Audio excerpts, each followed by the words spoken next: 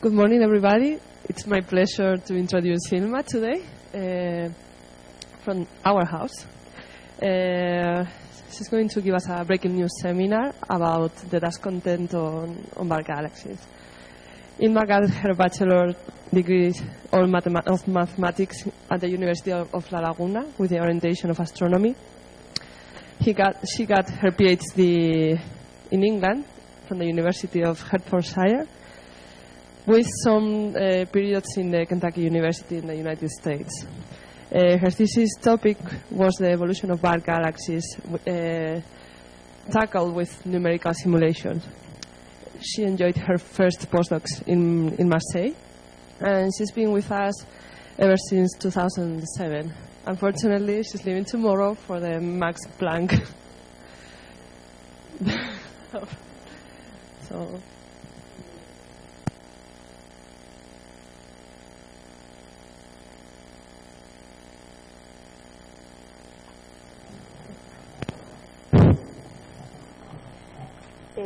This is a breaking news seminar, so it's supposed to be short, and I more prepared for 20 minutes. I don't know if it will be shorter or longer. So.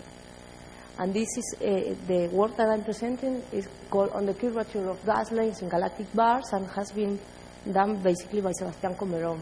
I'm not just a collaborator in the work, but he couldn't give this talk, and as Miriam said, I'm right now. Today I'm here. Tomorrow I'll be in the Max Planck. So this is my last day here. I want to introduce you a bit of bar galaxies, just the general things and the frequencies of bar galaxies in the universe, to motivate the talks and the studies of bar galaxies. So the important thing of bar galaxies is that they are very ubiquitous in the universe, and some numbers, all numbers, we say 1/3 of the galaxies are moderate with bar, and 1/3 are strongly bar. When we look at the infrared, at the near infrared, we have around 80%. Now probably it's like 70–80%. Also the bar are at high, we can detect bars at high redshift, and more or less the frequencies are okay. Let's say 1/3 are strongly bar at redshift of 1. And to introduce again the bar galaxy that I want to show, let's see this. Okay, so I have here a bar galaxy, and we can see that there is a lot of dust in this bar galaxy. We have the spiral arms, and here we have the bar. Okay, and we have here these dust lanes. That is what this talk is about. Okay, dust lanes. And then the bulge, and the bar cannot be seen very well because we have all the dust in front of it. So the dust lanes were detected long time ago. First in 1917 by Pease, and they were described as very prominent and nearly straight dust lanes in NGC 5383 as a dark straight. So, and this is the. Okay, and we can see how straight they are. And again, there is kind of a bulge, and this is the bar, and the spiral arms will be there. And another galaxy that was detected to have dust lanes was NGC 1068. And again, the dust lanes were here and were much more curved. And the bulge and some kind of this here that right now is an oval distortion. Okay, and the first time that in the catalog, in the Sandage 1961, he wrote that one of the major characteristics of the SVB galaxies is the presence of two dust lanes leaving the nucleus, one on each side of the bar and extending into the spiral arms. Usually the dust lanes are always in the leading side of the rotating direction. No? Always, the bar will be rotating this direction, and the dust lane is in the leading arm, in the leading part, and here again this bar will be rotating like this. Okay, and they always appear there. And they said here that he said that we're leaving from the nucleus to the outer part. But we'll see that it's more in the other way around. So why to study dust lanes? The main thing is that dust lanes have been recognized as related to shock in the gas flow in barred galaxies. So the dust lane is what we see as the inflow of gas towards the nucleus. This is the dynamical importance of the bars. They are able to put material inside the nucleus through these gas shocks, these dust lanes that are related to the gas shock. I didn't want to put all the theory of dynamics about the resonances, co-rotations in inner liminal resonance, but at least a bit, because the dust lane importance was also studied theoretically by Asanasula 1992, and the main result was that when the bar is stronger, the dust lanes are more straight. And when the bar is weaker, the dust lanes are more curved. And she deduced this theoretically by means of simulations, okay, just purely gas simulations. And the difference was, in her study, was basically because if you have an inner liminal resonance that is always at the center, this allows the gas, or the dust in this case, to enter closer to the center, curving or not curving the inflow of the gas. Okay? Yes, I mean, sorry, maybe I wasn't clear. But yes, the dust is tracing the gas, or more or less. That's the guess. And again, always in the leading part of the bar, and always more or less parallel parallel to the bar. So basically, in this theoretical result, I was going to say long time ago, but no, just in 2002, there was the first study trying to see this theoretical result, that the strong bars have a straight dust lane. If they are more straight, that means that they put more material inside. If they are curved, they put less material inside. So dynamically, a strong bar is has more influence in the rest of the galaxy than a weaker bar. The first observational study was this, done by Nappen, Perez Ramirez, and Cepolane in 2002, and they had 9 galaxies. This is the curvature of the dust lanes. I will explain how it's calculated, and this is the strength of the bar. So it's what we say in science a good correlation. Maybe not for mathematicians, but for us it's quite good. And the strength of the bar is calculated using QB. In this we could discuss a lot about which parameter to use, but in this work they were using QB, and in this work we are using also QB. There are other parameters, and the correlation are still okay, but they are not so good. So we stay with this QB. And notice that here they were using degrees by kiloparsec, and we will see. So we try to reproduce the observational result to prove the theoretical result from 1992. So the steps that Sebastian followed was the projection of the images of the Sloan, measuring the change in let me say this, measure the change in the angle of the tangent of the dust lane in the range in which its curvature is constant. Okay, so I don't have the image because of a problem with communication between Sebastian and me. And there is the dust lane, and you just measure. And when the curvature is constant, that's the degree, the angle that you take. Then we multiply by the radius at which the QB is maximum. That means inside the bar is like the length of the bar, to have a unitless quantity.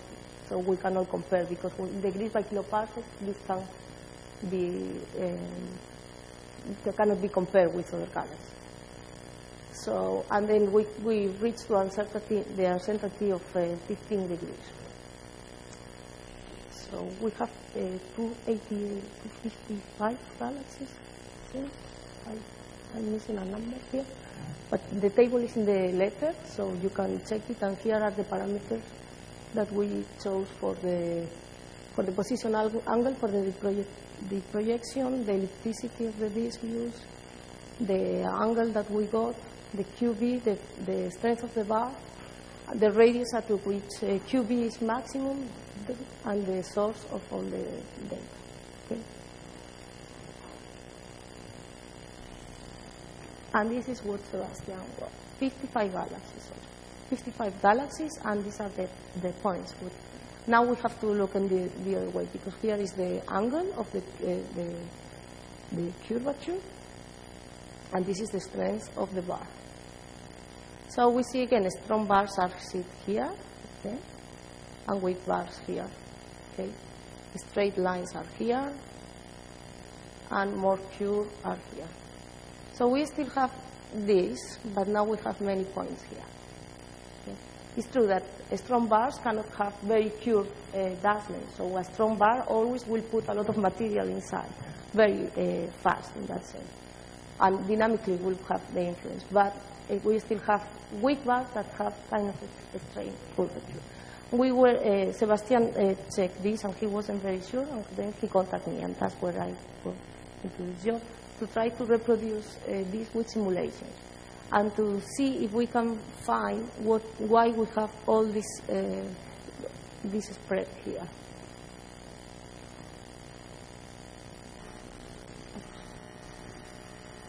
So probably you remember around a year ago we started with the simulation. Some of you maybe were attacked by Sebastian with the computer. He was using different computers at the IAC when they were not in use, but I think that we had a couple of accidents. But, finally we got everything. Actually we ran 288 simulations with 100,000 particles, gaseous particles, SPH particles. And we did it twice at least, so we really used the computers at the IIC at that time. To reproduce the galaxy, we used analytical potential that were Miyamoto Nagai, to have the disk, the bulge, and the halo. It's a potential, an analytical potential. We know how to treat it, and this reproduce we can use every bulge, disk, and halo. Then we introduce the bar also analytically with a potential that is called Ferrers. So we have a gravitational potential, and we will study how the gas responds to this gravitational potential. And we chose all the numbers in the disk, bulge, halo, and the bar, the masses, the length, the scale length, everything to match the set of observations that we have. Also bulge to this mass ratio on all the rest of parameters that we could have in the observations.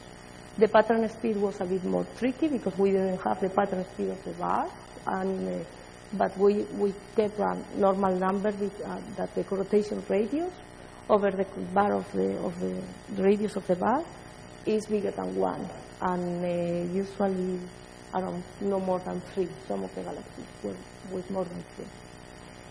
So now we have the gas, and dust lanes are found in the areas with gas shocks, as we said before. So the dust lane curvatures, if we have gas now, what we measure is this gas lane that we have in simulations to mimic what the dust lane is doing in the observation. And we use the same method, and I don't know why some words are. So out of these 288 simulations, we got 88 with dust lanes. Well, this is not very important. It's just that it's not that you run 288 simulations and you get dust lanes in all of them. You just have dust lanes in some configurations, in the sense that not all the observed galaxies have dust lanes. Depends if you have the bulge is too big or too small, or the different ratios between the different parameters. And this is what we got. The very slow bars were just a couple of them that we can see here. But they are more than the rotation radius over the bar radius is more than 3, so they are very slow bars. And in a way, we are in the observed galaxies, among the observed galaxies. And we have the same plot as before. Before we had it with the observed galaxies, and now we have it with the simulation. Everything is calculated in the same way. The only difference is that here are the simulations. The gas responds, the simulated gas responding to a gravitational potential. Yes, because in the observed ones, we always deproject it. And this is, since the gas lanes are more or less in straight, I don't like to say this a lot, but they are more or less straight, the projection doesn't affect so much. It's, as you said, it's so 15 degrees difference in the curvature. So this is the main result of the letter, and you see that we can see it. And now that we had all these simulations, we thought in looking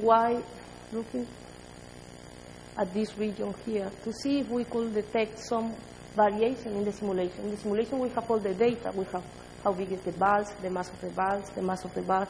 We try to find something that will say, okay, the bars that we have here, the dash lines that we have here, are there because of some specific reason.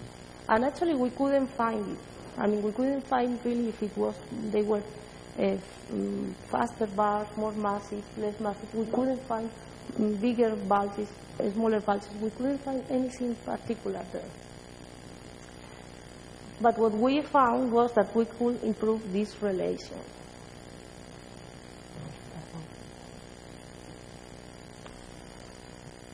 We could improve this relation by considering not just the strength of the bar calculated with the QV, but introducing some other parameters of the bar. This is obviously in the simulation. And the extra parameter that we introduce is the A over B. Okay? A is the major axis of the bar, and B is the minor axis of the bar, ellipticity. So when we talk about the strength of the bar, this is the controversy, which parameter to use. And in this case, some people use the ellipticity as a measurement of the strength of the bar. More elliptical bars are stronger bars. The relation between the ellipticity and the QB is quite good. The correlation is quite good, but it's not a one-to-one correlation. And here we can see how if we introduce QB, that is the strength of the bar, and A over B, we have a much better relation. Okay? So this is our second result. Is not so big because more studies have to be done. But combining different properties and parameters of the bar and how we quantify this strength of the bar, we can have a better correlation, at least in this case. Maybe in other cases. And just with the conclusion, I told you I was going to be very fast. That the main conclusion is that the strong bars host straight dash lanes, while weaker bars can host more curved dash lanes. This implies stronger bars will always, and this has been tested theoretically in 1992, observationally in 2002, and now really with 55 galaxies. We can be sure that this is a well-established statement, and therefore, stronger bars put more gas and material inside towards the center of the galaxies, of the bar galaxies. Okay? It's not that the dash lane is taking material out. No? And I think that that's all that you should remember, and also to check the letter, because everything is well explained there. And I hope that Sebastian doesn't kill me for giving this talk about his job. Thank you.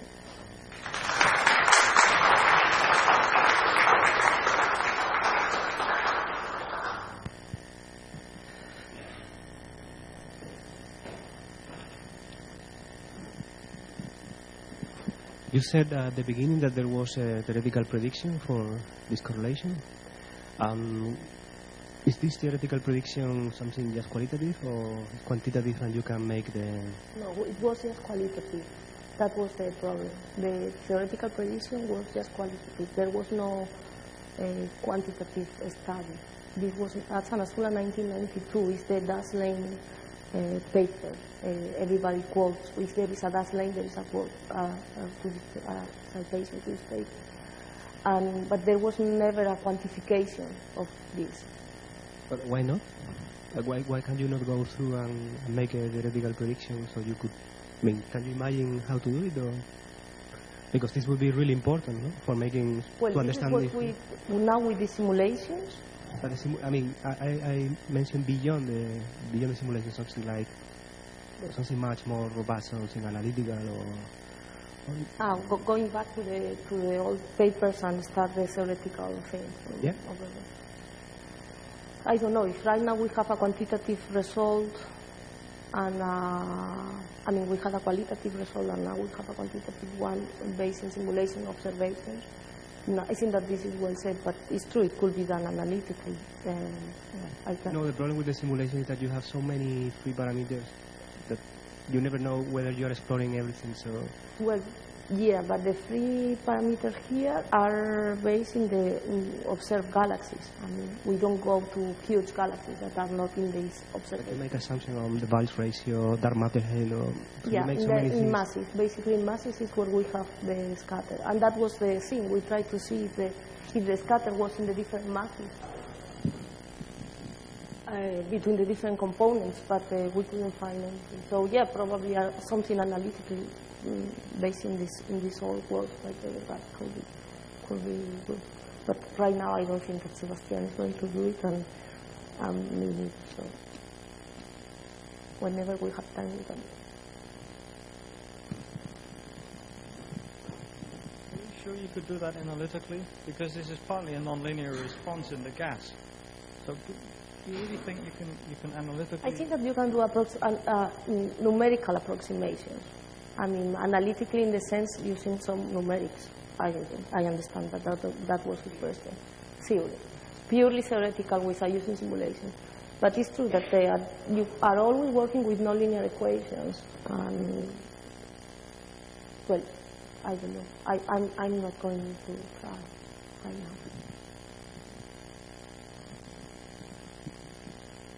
now. Is one of your results that there aren't any really slow bars? Isn't that a key result from the work? It's not another result that there are no, a result that you haven't actually mentioned, but it seems to be clear. Yeah, that there are no very slow bars. In real galaxies, there are no very slow bars. Yeah. It's not yeah, but that's not a result from this paper, because actually there are all other papers that already are looking for these very slow bars, and it's true that we know that very slow bars are weird. And here, yeah, they cannot be. Seems to be a good result, showing that I haven't seen any completely convincing evidence all the time that bars are not slow, so there's a controversy about it. Yeah. Well, it could be. I don't know how much to push this result from this work. But, well, it seems quite easy to push it. Well, I'm still increasing my CV, so... The question, has it been possible to calculate the new diagram for the observed galaxies? Or is it for the other? Is that for the simulations, isn't it? This is for the simulations. Yeah. The problem was it was difficult for the observed galaxies. We didn't have enough resolution to calculate the A over B. You need very good images to really have an accurate value of the A and B.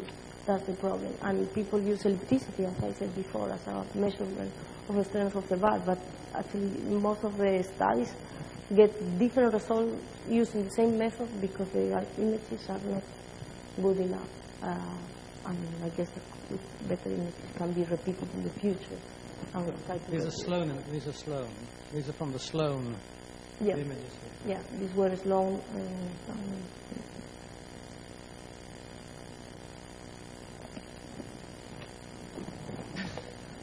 I have a question too. Before we keep speaking on the bar strength, for the people who don't know much about it, as me, can you explain a little bit about QB? Okay, QB measures the radial force and the tangential force the bar produces over the system. That will be basically. So if you have a distribution of mass that is very elliptical, let's say, it will have more tangential force. Or, yeah. And radial force. So it's also related to the shape. It's related to the shape, but and to the mass, and how this mass is distributed. So that's the thing, as we see in this, that it's not just the distribution of the mass, it's also a bit of the ellipticity. If you have a lot of mass distributed in an ellipsoid, but just in the external parts, will have probably more influence, that is dynamical influence, than if all the mass is concentrated at the center and just a bit of mass is in the borders, most probably. So you do it with isofolds, and then you calculate some kind of inertia. Yeah, but in the observed bars, you just have 2 dimensions, so you never know how much mass you have in the third dimension. Always the problem here is the mass that you have.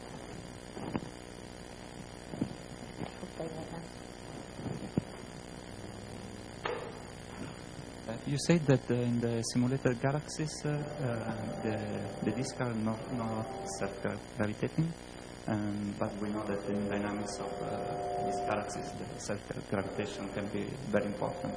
So one question is if you could simulate self-gravitating disk, and if you can comment on which formula of self-gravitation is. The question here to use just an analytical disk was because we want to see the dash length. Okay? For that, what we simulate is the response of the gas. Okay? So we just have the analytical potential, and the gas responds to that. It's like, and we keep the potential also constant to see, and at that point of the potential, when the mass is distributed right like that, just how the gas is responding. But to do this with the self-gravitating disk, and adding self-gravitation to this will just make your particles to clump more, probably. In this case, usually in all stellar simulations, you always use self-gravitating. But in this case, we just wanted to see. And with self-gravitating, probably you get more clumps.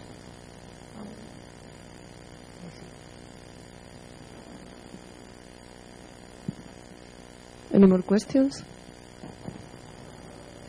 Let's thank Inma again.